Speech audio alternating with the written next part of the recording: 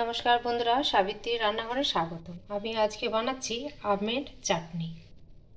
রেসিপিটা একবার দেখে নিন। এখানে কড়া বসিয়ে দিয়েছি, একটা শুকনো লঙ্কা দিচ্ছি, একটু সর্ষের তেল অল্প পরিমাণে,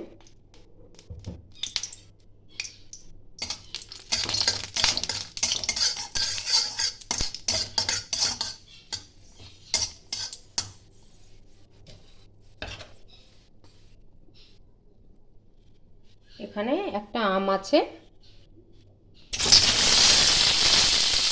আমটা আমি কেটে নিয়েছি।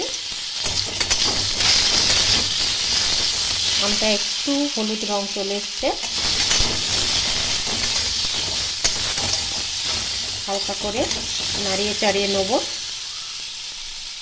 দিয়ে দেব অল্প পরিমাণে লবণ, অল্প পরিমাণে হলুদ,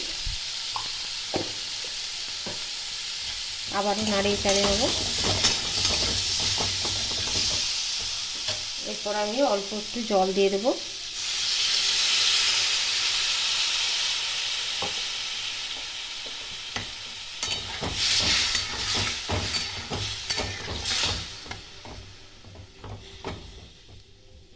একটু আমটা সিদ্ধ হওয়া পর্যন্ত আমাকে অপেক্ষা করতে হবে।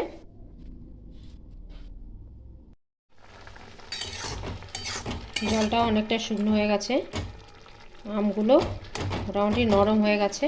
এবার দিয়ে দেবো আমি চিনি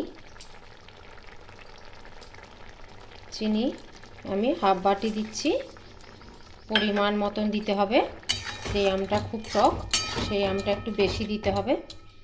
এটা ভালো করে এবার আমি ফুটিয়ে নেব।